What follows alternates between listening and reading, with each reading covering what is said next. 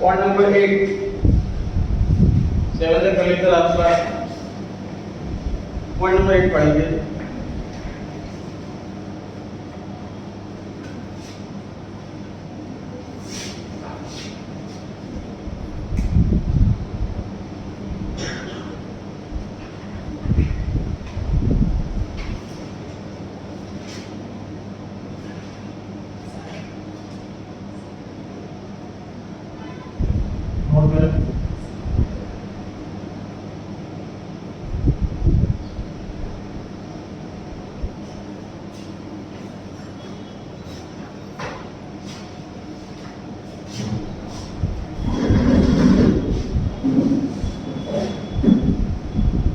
Point number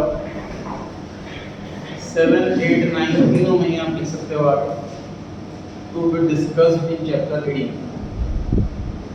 ये entries इस chapter में दे रखी है।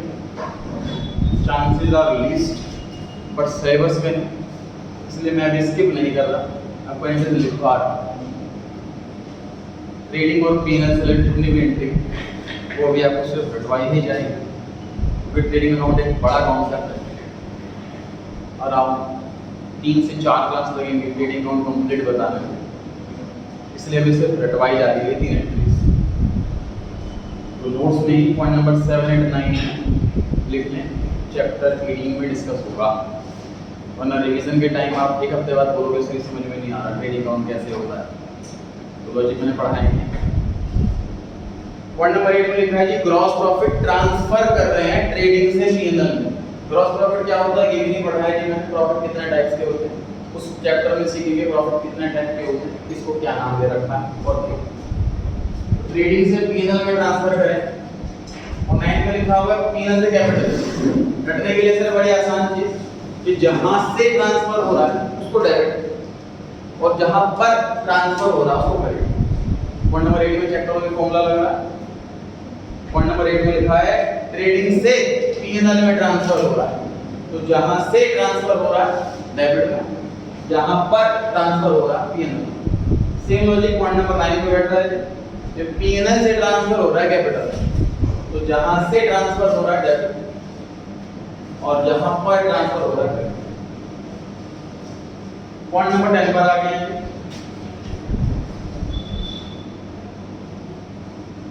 Commission due to manager on net profit.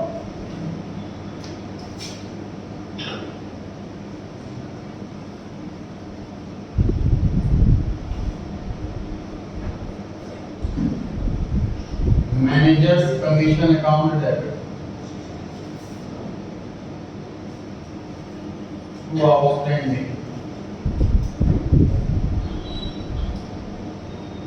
Managers commission account. Sir manager को कमीशन देना तो बताइए बिजनेस के लिए एक्सपेंस हुआ कि इनकम एक्सपेंस हुआ। एक्सपेंस हमेशा डेबिट होते हैं, इसलिए मैनेजर कमीशन डेबिट हो रहा है। तो सर ये क्रेडिट साइड में क्या लिखा हुआ है, आउटस्टैंडिंग क्यों लिखा है? तो देखिए हमने अपने मैनेजर को सैलरी बेस्ड नहीं रखा। अपने मैनेजर को रखा हमने सैलरी पर, तो वो अंदर से एफर्ट नहीं लगाएगा सर काम करने के लिए। एफर्ट नहीं लगाएगा मैनेजर, क्योंकि उसका रिवॉर्ड और हार्ड वर्क लिंक नहीं। सिंपल सी बात मैं आपके स्कूल की करूं, सर आपको ट्यूशन क्यों पढ़ना पड़ रहा है जब आपके स्कूल में टीचर्स पढ़ा रहे हैं, वेल क्वालिफाइड टीचर्स। रीजन है कि वो सर फिक्स सैलरी पर है, उनका हार्ड वर्क और रिवॉर्ड वो लिंक नहीं। स्टूडेंट को समझ में नहीं आएगा तो भी उनको उतनी ही सैलरी मिलेगी। स्टूडेंट का रिजल्ट नहीं आएगा या सारे टॉप कर जाएंगे तो भी उनको उतनी ही सैलरी मिलेगी। तो रिवॉर्ड और हार्ड वर्क का लिंक नहीं है आपस में। कोचिंग क्लासेस में सर हमारा जो हार्ड वर्क है और हमारा जो अर्निंग है वो लिंक। ज़्यादा रिजल्ट आएगा तो स्टूडेंट्स कंटिन्यू करेंगे और स्टूडेंट्स आएंगे। रिजल्ट अच्छा नहीं आएगा, समझ में नहीं आएगा तो स्टूडेंट कंटिन्यू नहीं करेंगे। हमारा हार्ड वर्क रिवॉर्ड लिंक। तो ऐसे ही सर ओनर ने करा, अपने मैनेजर को सैलरी पे ना रख के कमीशन पे रख दिया। मैनेजर को बोला सैलरी नहीं देंगे तेरे को, जितना प्रॉफिट हुआ 10% दे रहा। और वो खुद एफर्ट लगाएगा कि ज़्यादा से ज़्यादा प्रॉफिट हो इस कंपनी में ताकि इसकी कमीशन ज़्यादा से ज़्यादा बने। तो सर यहाँ पे आउटस्टैंडिंग क्यों लिखा है? क्योंकि सोच के देखिए, जब पूरा साल खत्म हो जाएगा उसके बाद प्रॉफिट कैलकुलेट होगा, उसके बाद कमीशन कैलकुलेट होगा। तो सीधी सी बात है सर, कमीशन पक्की बात है, पे तो हुआ ही नहीं होगा, प्रॉफिट कैलकुलेट करने के बाद कमीशन कैलकुलेट होगा, इसलिए आउटस्टैंडिंग ही होगा, ये पक्की बात है। इसलिए क्रेडिट साइड में टू कैश की जगह लिखा हुआ है हमने आउटस्टैंडिंग मैनेजर्स कमीशन। क्लियर हो गई जी बात? अमाउंट पर आते हैं सर, 1,10,000 रुपीज का प्रॉफिट, 10% कमीशन का रेट, तो 11,000 रुपीज कमीशन आए।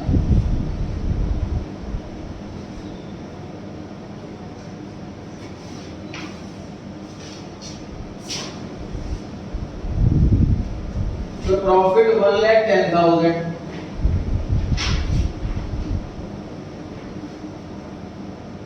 उसमें से कमीशन कितना दिया हमने? 11,000।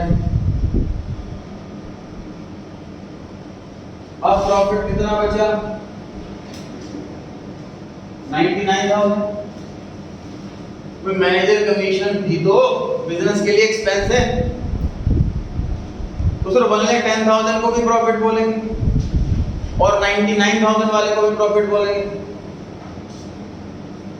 एक दो अलग अलग अमाउंट का अगर एक ही नाम रखेंगे तो कंफ्यूजन क्रिएट होगी, इसलिए दोनों ही प्रॉफिट का अलग अलग नाम रखेंगे।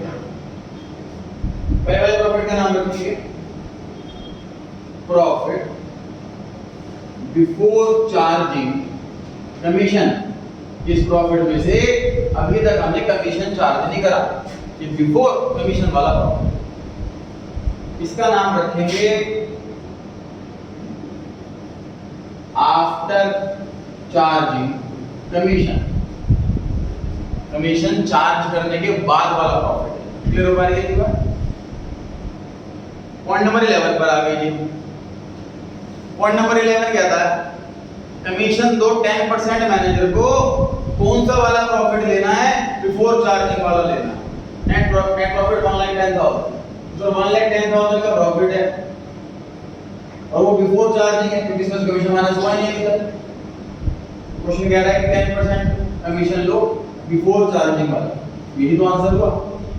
11th पॉइंट में भी सेम आंसर जो 10th पॉइंट का आंसर है, जो आंसर 10th पॉइंट का है वही आंसर 11th पॉइंट का। 12th पॉइंट है जी चैलेंज। 12th वाले पॉइंट में इंपॉर्टेंट मार्क कर लीजिए, 12th वाले पॉइंट पे इंपॉर्टेंट मार्क कर लीजिए। रीड कर लीजिए क्वेश्चन।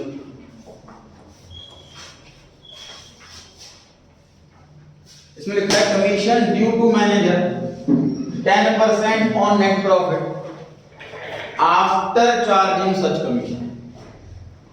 और नेट प्रॉफिट 1,10,000, ध्यान से देखिए सर, नेट प्रॉफिट तो ये है 1,10,000। कमीशन जो 10% देना है ना हमें, इस वाले प्रॉफिट पे देना है।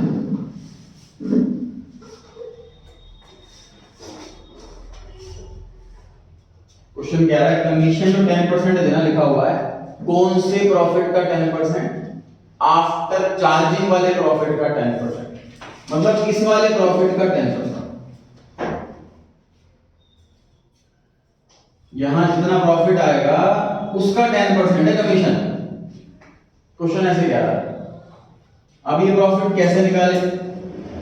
इससे निकालने से पहले कमीशन निकालना पड़ेगा, क्योंकि इसमें से कमीशन लेस करेंगे तो ये आएगा, लेकिन कमीशन निकालने के लिए वाला प्रॉफिट चाहिए।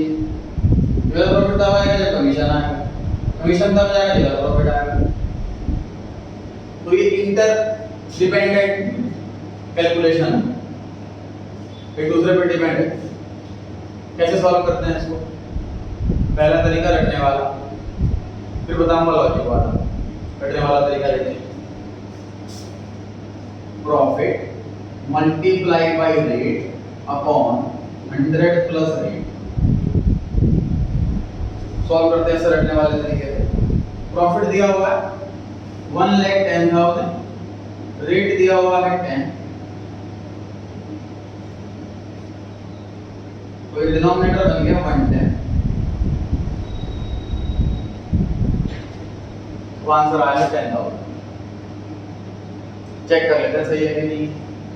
कमीशन अगर 10,000, तो यहाँ कितना बचा लेस करने के बाद 1 लाख। चेक करो इसका 10% कमीशन होना चाहिए। 1 लाख का 10% 10,000 दिया आ रहा, सही आ रहा है, क्रॉस चेक हो गया। ये तो रटने वाला तरीका है, फिट करेंगे माइंड में फटाफट लॉजिक वाले बड़ा सिंपल सर। जब भी क्वेश्चन में आफ्टर चार्जिंग वर्ड लिखा हो, आफ्टर चार्जिंग, तब क्या करना है, प्रॉफिट को मल्टीप्लाई करना है रेट से और डिवाइड में 100 प्लस रेट। 100 प्लस रेट वाला काम तब करना है जब क्वेश्चन में स्पेशली टर्म लिखी हो आफ्टर चार्जिंग। ये हुआ रटने वाला। एंट्री सेम रहेगी, अमाउंट बदल जाएगा बस। 12 पॉइंट का आंसर लिख लीजिए, एंट्री सेम है, बस अमाउंट 11,000 दिया गया, 10,000। 10 पॉइंट का आंसर तो सेम ही है, 11 पॉइंट का आंसर भी सेम ही है, तो 12 वाले पॉइंट में अमाउंट 10,000 आएगा, एंट्री 1 है। लॉजिक पर आते हैं। फिर मान लेते हैं कि ये प्रॉफिट 100 रुपए मान लेते हैं, तो कमीशन 10 रुपए होगा। क्वेश्चन में बोला है कि इस वाले प्रॉफिट का 10% चाहिए, और इसमें से ये लेस करने के बाद ये आता, तो ये कितना होगा, 110 होगा। अगर इसमें से 10 लेस होगा तो 100 आएगा, तो ये कितना होगा, 110 होगा। जो प्रॉफिट दे रखा है क्वेश्चन में वो ये,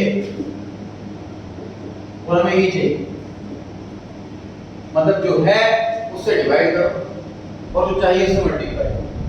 सिंपल सी बात सर, आपके मार्क्स है और आपको परसेंटेज में कन्वर्ट करना है, तो 100 से मल्टीप्लाई कर देते हो। अगर मैं कहूं कि 60% आई है और 500 मैक्सिमम मार्क्स है, मेरे मार्क्स बताओ, तो आप 100 से डिवाइड कर दोगे, मतलब परसेंटेज में कन्वर्ट करना हो तो 100 से मल्टीप्लाई करते हैं, और ऑलरेडी परसेंटेज में हो तो उसे 100 से डिवाइड कर देते हैं परसेंटेज हटाने के लिए।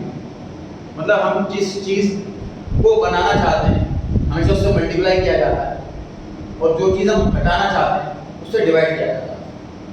क्वेश्चन में प्रॉफिट दे रखा है 1,10,000 ये दे रखा है, प्रॉफिट को मैं हटाना तो 110 से डिवाइड करते हैं, हमें कैलकुलेट करना है कमीशन, कमीशन से 10 से मल्टीप्लाई करते हैं। समझ आएगा। मान लीजिए क्वेश्चन में 5% का रेट होता, तो बताओ मल्टीप्लाई में क्या डिवाइड में क्या, मल्टीप्लाई में क्या आता, डिवाइड में क्या आता। रेट अगर 5% होता तो बताओ एंट्री स्कोर इसको लगता आता। इस क्वेश्चन में 10% है तो 10/110 सर ऊपर 5 आएगा, ऊपर 5/105। तो फॉर्मूला है कि रेट अपॉन 100 प्लस रेट। अगर 5% होता तो 5/100 प्लस 5, ठीक है। अगर 1% रेट होता तो 1/100, 50% होता तो 50/150। इजी है बिल्कुल। ये काम तभी करना जब आफ्टर चार्जिंग लिखा हो, या तो उस लाइन में अंडरलाइन कर लीजिए आफ्टर चार्जिंग।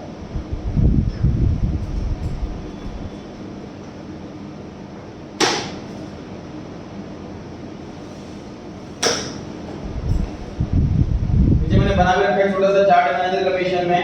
अगर बिफोर चार्जिंग लिखा हो तो profit multiply by rate upon 100, after charging लिखा हो तो profit multiply rate upon 100 plus rate. और मैंने बिफोर चार्जिंग के ऑब्लिक करके क्या लिखा हुआ है, nothing specified.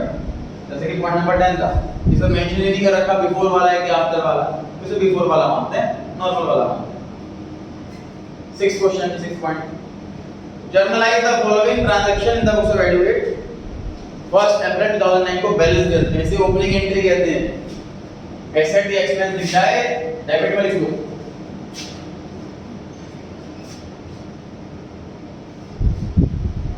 Cash account debit 10,000, bank account debit 15,000, stock account debit 5,000,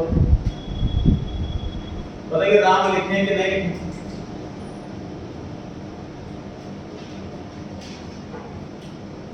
यहाँ तक सारी डेबिट बैलेंस के आइटम लिखा है, फर्स्ट सर्कुलर 1290 को डेबिट बैलेंस के आगे यहाँ पे सारा डेबिट बैलेंस चल रहा है। उसके बाद लिखा है क्रेडिट बैलेंस, तो अब यहाँ से स्टार्ट है क्रेडिट बैलेंस। मोहन में 6000,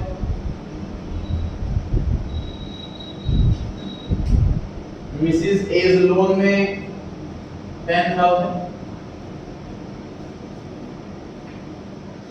क्वेश्चन में क्या मिसिंग है? कैपिटल मिसिंग है।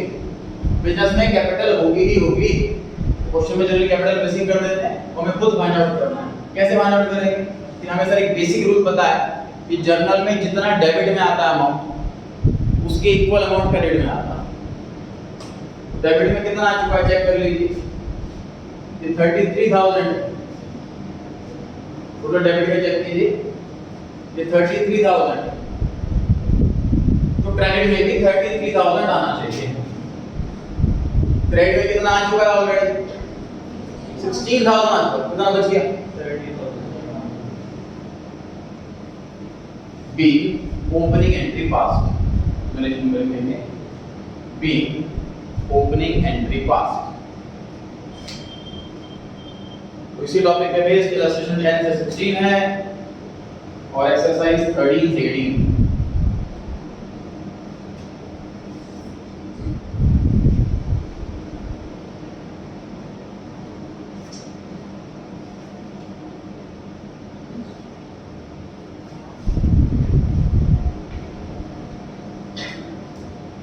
बुक बंद कर दीजिए, छोटा सा और एडजस्ट हो रहा है।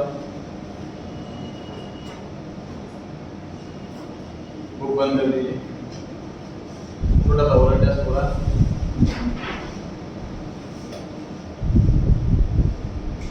पेन हटा दो उसमें।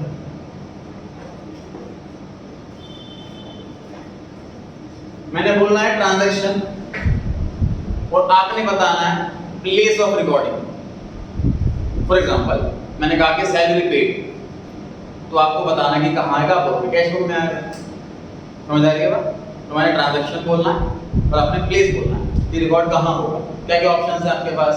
Journal, cash book, purchase book, sale book, purchase return book, sales return book. ठीक है, 6 ऑप्शन है आपके पास। कैश बुक में अगर क्वेश्चन पढ़ने के बाद आपको लग रहा है कि पैसा आ रहा है या जा रहा है, भले ही कैश है भले ही चेक के थ्रू, तो आप आंसर देंगे कैश बुक। अगर आपको लगे उधार में गुड्स खरीदे हैं तो परचेज बुक, उधार में गुड्स बेचे हैं सेल बुक, परचेज करे हुआ सामान वापस कर दिया परचेज रिटर्न, सेल किया हुआ सामान वापस आ गया सेल्स रिटर्न बुक, और इन पांचों में से कहीं नहीं है तो जनरल प्रॉपर्टी। ठीक है, purchase of furniture on credit,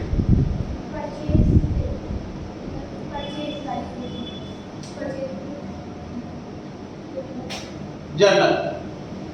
purchase book में सिर्फ गुड्स की परचेज आती है, फर्नीचर की नहीं। ठीक है, ये ध्यान रखना कि गुड्स की ही परचेज होनी चाहिए, ऐसे सेल बुक में गुड्स की ही सेल होनी चाहिए। Goods, sale of goods on credit, try करो कुछ भी। Sale of goods on credit, उधार में गुड्स बेचे, कहाँ रिकॉर्ड करना चाहिए?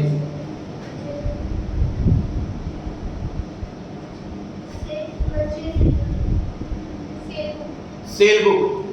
परचेज बुक में तब आता है जब परचेज करते हैं, अब सेल कर रहे हैं तो सेल बुक में आएगा। ठीक है, गुड्स रिटर्न्ड बाय डेटर,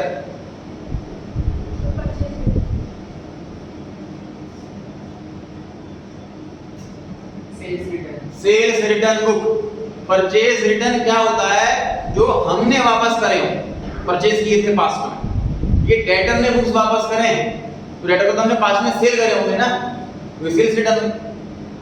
कोई सिंपल सी बात है सर, बॉस हमें आकर के एग्जैक्ट वर्डिंग नहीं देगा कि बेटा सेल बुक है, रजिस्टर बोल सेल बुक वाला उसमें लिख, तो ग्राहक सामान वापस ही गया ऐसा बोलेगा वो। अगर खुद ही दिमाग लगाना कि कौन सी बुक में रिकॉर्ड करना है। Purchase of stock on credit, purchase book, stock और गुड्स एक ही बात है सर, गुड्स खरीदे हैं उधार में, परचेज बुक में आएगा। Interest on capital, general proper, क्योंकि इंटरेस्ट ऑन कैपिटल कोई रिकरिंग नेचर की आइटम नहीं है, रूटीन नेचर की आइटम नहीं है, जिसके लिए स्पेशल बुक बनी हुई हो, इसको देखिए जनरल प्रॉपर में आता है। Goods returned to creditor, purchase return book, goods हमने वापस कर दी क्रेडिटर को, मतलब पास में परचेज किए होंगे, परचेज रिटर्न बुक में आ गए। Sale of goods for cash,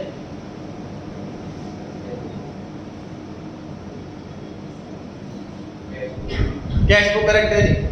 cell book में तब आएगा जब उधार में बेचेंगे, अगर कैश में बेचेंगे तो कैश बुक में आता है। सेल बुक में सिर्फ उधार वाली सेल आती है, वो भी सिर्फ गुड्स की।